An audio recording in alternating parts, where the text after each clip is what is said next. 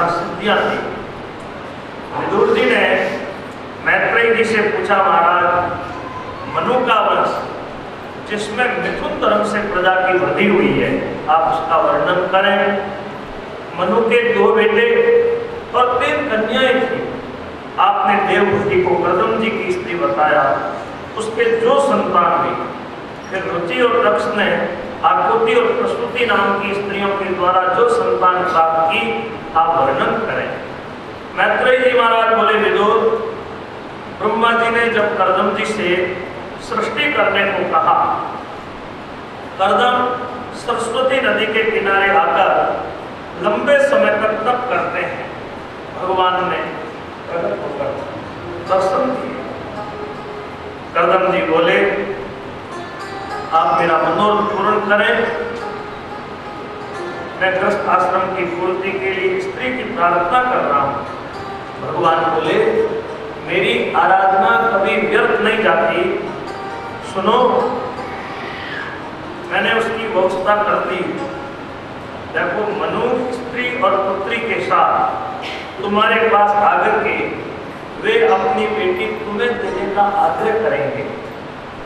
तुम उसके साथ विवाह करना, 9 कन्याएं होगी, फिर मैं स्वयं तुम्हारा पुत्र बनूंगा और मां को सांख्य शास्त्र का उपदेश भी दूंगा। भगवान अंतर्धान हुए। अब कर्दम जी उस काल की प्रतीक्षा कर रहे हैं। आज मनु स्त्री और पुत्री के साथ मुनि के आश्रम में आए हैं। मुनि के आश्रम की दिव्य शोभा है, जहाँ हिंसक जानवर मित्र भाव से रहते हैं। आज वन की आश्रम की सुंदर शोभा देख करके मनु बड़े प्रसन्न हुए। मुनि ने मनु का सत्कार किया। मुनि बोले, हे मनु, आप जो आज्ञा देंगे मैं आपकी आज्ञा शिरोधार्य करूंगा। मनु बोले, हे मुनि, ये मेरी बेटी है। जब से इसने आपके गुणगान सुने, इसने आपको पति बनाने का दृढ़ निश्चय किया है। मैं वैदिक विधि से अपनी बेटी का विवाह आपके साथ करना चाहता हूँ। मुनि बोले, हे मनु, ऐसी लड़की का कौन आदर नहीं करेगा। मेरी भी एक शर्त है, जब तक इसके संतान नहीं होगी तब तक मैं इसके साथ रहूंगा। संतान होते ही गृहस्थ का त्याग करके मैं परमहंस वृत्ति धारण करूंगा। अब कर्दम जी अपनी बात कह करके चुप हो गए। इधर देवहूति और कर्दम आपस में एक दूसरे का मुख देखकर विमुख हुए।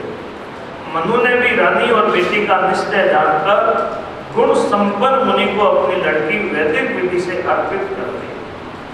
गृहस्थोपयोगी सामग्री दी। अब मनु रवाना होते समय बेटी को हृदय से लगा करके उत्तम शिक्षा देते हैं। फिर वे मुनि की आज्ञा लेकर रथारूढ़ हो अपनी नगरी में आए। पृथ्वी पर उसका आसन बिछा करके भगवान की पूजा की, तब पृथ्वी का नाम ही बृहस्पति पड़ गया। फिर वे अपने महल में आए। भगवान की कथा सुनते हुए युगों की 71 चौकड़ी तक उन्होंने अपना राज्य मनमंत्र बिताया। मुनियों के पूछने पर उन्होंने मनुष्यों के साधारण धर्म और वर्ग आश्रम धर्म का वर्णन किया। हमने आदिराज मनु का ये चरित्र कहा। अब देवहूति का प्रभाव सुनो। गोविंद हरे गोपाल हरे गोविंद हरे गोपाल हरे जय जय प्रभु दीनदयाल हरे जय जय प्रभु दीनदयाल हरे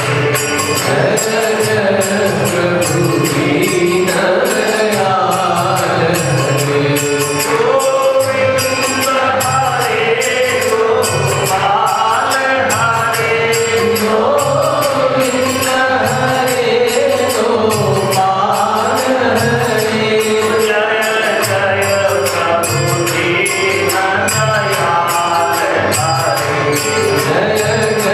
जय जय प्रभु दीनदयाल हरे जय जय प्रभु दीनदयाल हरे गोविंद हरे गोपाल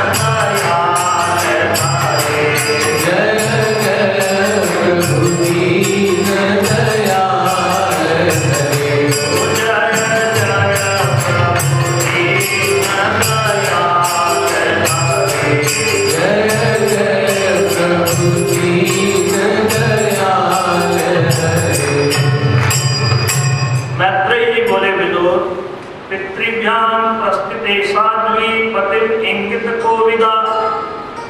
माता पिता के जाने के बाद अब देवहूति बड़ी निष्ठा से अपने पति की सेवा में तत्पर है। काम क्रोध सभी विकारों का उसने त्याग कर दिया। पति पर उसका आघात प्रेम है, ऐसी मधुर वाणी बोलती है, पति प्रसन्न हो जाते हैं। हर समय वो हाथ जोड़कर सेवा में खड़ी रहती है, व्रत भी ज्यादा करती है। शरीर थक गया था, राजकुमारी की ऐसी दशा देख करके कर्दम जी प्रेम से गदगद वाणी में बोले, देवी मैं तुम्हारी सेवा से, तुम्हारे सेवा सदाचार से प्रसन्न हूँ। देखो तुमने मेरे सुख के लिए अपने शरीर की भी चिंता नहीं की, मेरी तपस्या से तुम्हें दिव्य सुख प्राप्त हुए जो मनुष्यों को दुर्लभ है। मैं तुम्हें दिव्य दृष्टि दे रहा हूँ, तुम देखो, अब तुम्हें कोई दुख नहीं होगा। देवहूति प्रसन्न हुई, उसका मुखमंडल चमकने लगा। बोली, स्वामी आपने विवाह के समय जो प्रतिज्ञा की उस प्रतिज्ञा को याद करो। गृहस्थ आश्रम में रहने के लिए घर चाहिए, मेरा शरीर भी गृहस्थ में शामिल हो। प्रिया की इच्छा पूर्ण करने के लिए कर्दम जी ने अपनी योग शक्ति से कामुक विमान की रचना की। उस विमान की अद्भुत शोभा है। उस विमान में कहीं भोजन बनाने की जरूरत नहीं। जिस भोजन की इच्छा करो वही भोजन सोने चांदी की थालियों में लगा हुआ है। वो विमान कर्दम जी की तपस्या का एक उदाहरण था। कर्दम जी ने कहा, सरोवर में डुबकी लगाओ, विमान में बैठो। यूं ही देवहूति ने सरोवर में डुबकी लगाई। सामने सैकड़ों कन्याएं जिनकी सुंदर अवस्था है, वो देवहूति को स्नान कराकर सुंदर वस्त्र आभूषण धारण करवाती है। सुंदर उसका श्रृंगार किया, सुंदर उसको भोजन करवाया। अब वो देवहूति विमान में आसन पर जाकर के बैठी। यूं ही अपने पतिदेव को याद किया, सामने आसन पर पतिदेव बैठे दिखाई दी। हजारों विद्याधरियां सेवा में खड़ी है। अब वो विमान उनकी इच्छा के अनुरूप ही आकाश में उड़ा। अपनी स्त्री को कर्दम जी सारे भूमंडल में घुमाकर लेकर आए। आज 100 वर्ष कब निकले पता भी नहीं लगा। आज वे अपने आश्रम में आ गए। स्त्री का संकल्प देखकर 9 कन्याओं को प्रकट किया। कन्याओं का जन्म होते ही कर्दम जी अपनी प्रतिज्ञा के अनुसार आज उन्हें वन में जाने के लिए तैयार हुए। तब देवहूति बोली, इन कन्याओं का विवाह तो करो, मेरे एक ऐसा लड़का भी हो जो आपके वन जाने के बाद मुझे उपदेश दें। मैं आपके अलौकिक प्रभाव को समझी नहीं, केवल विषयों के लिए आपका संग किया। सत्पुरुषों का संग सदा अभय के लिए होता है, असत्पुरुषों का संग दुख का हेतु होता है। आज कर्दम जी बोले, देवी अपने को क्यों दुखी कर रही हो?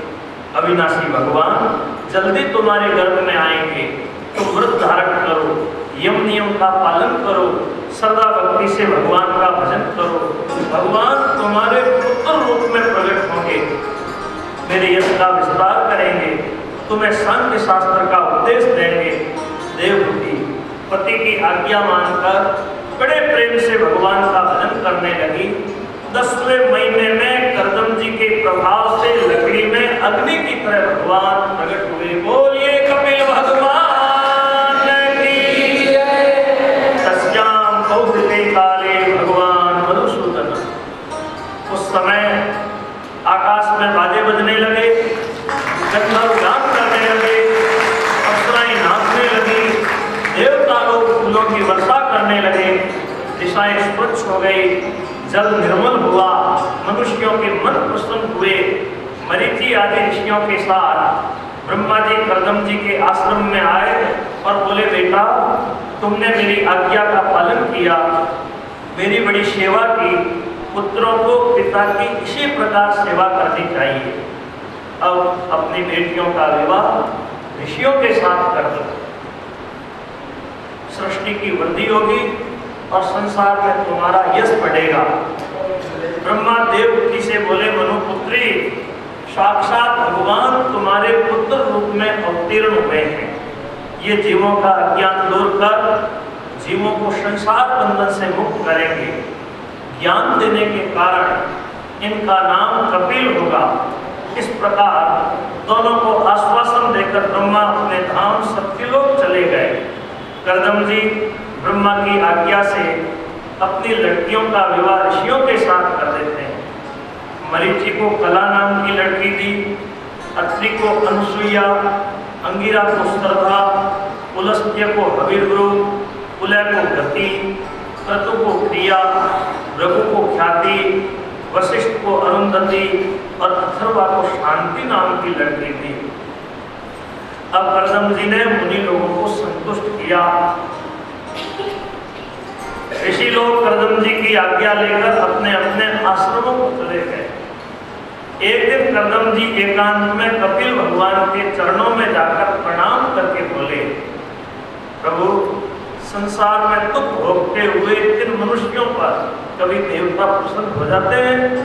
आपने हमारे घर में जन्म लेकर हमें पावन किया, मैं आपको प्रणाम करता हूँ। अब मैं सभी ऋणों से मुक्त हो चुका हूँ। अब आप आज्ञा दो तो मैं ग्रस्त का त्याग करके संन्यास लेकर वन में निवास करूँ। कपिल जी बोले, पिताजी संसार में ज्ञान मार्ग नष्ट हो गया था, ज्ञान मार्ग का प्रचार करने के लिए मैंने ये शरीर धारण किया है। आपकी इच्छा है तो घर में रहो, वन में जाओ, जो भी कर्म करो वो मुझे समर्पण करते हुए आप मृत्यु पर विजय पाने के लिए मेरा भजन करो।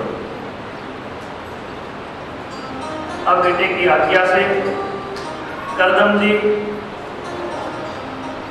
परिक्रमा करके वन में चले गए। वहां वे भगवत आराधना करते हुए उन्होंने भगवत धाम की प्राप्ति की। सौनकादि ऋषि सूत जी महाराज के चरणों में पूछ रहे हैं, महाराज सांख्य शास्त्र के प्रचार के लिए कपिल भगवान अवतार लेते हैं। कपिल जी का चरित्र आप विस्तार से कहें। भगवान का चरित्र सुनते हुए हमें तृप्ति नहीं हो रही है। सूत जी बोले, ऋषि लोगों, विदुर जी ने मैत्रेय जी से आत्मज्ञान की जो बातें पूछी उसका उत्तर उन्होंने कपिल देवहूति के संवाद में दिया। मैत्रेय जी कहते हैं, विदुर पितरी प्रस्थिते अरण्यम मातु प्रिय चिकित्सया।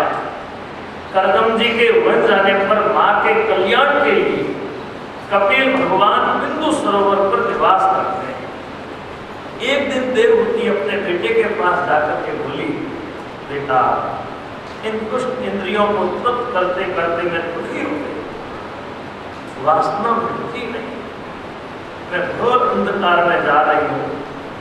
बेटा मुझे ज्ञान दो, ये संसार प्रकृति पुरुष का जाल है, ऐसा विद्वान कहते हैं। तुम इन दोनों का स्वरूप बताओ। मैत्रेय जी बोले, विदुर माँ की ऐसी बात सुनकर के कपिल भगवान माँ की प्रशंसा करके बोले, माता जी मनुष्यों का कल्याण आत्मा अनात्मा के विचार से ही होता है। आत्मा अनात्मा का विचार करने से सुख दुख दोनों की निवृत्ति हो जाती है, जीव को परम शांति मिलती है। वही मैं आत्म योग कह रहा हूँ, सुनो। माता जी जब चित्त संसार के विषयों में आसक्त रहता है तो जीव का बंधन होता है, और यही चित्त जब परमात्मा में लग जाता है तो जीव का मोक्ष हो जाता है। जब मनुष्यों का मन काम आदि दोषों से रहित होकर शुद्ध हो जाता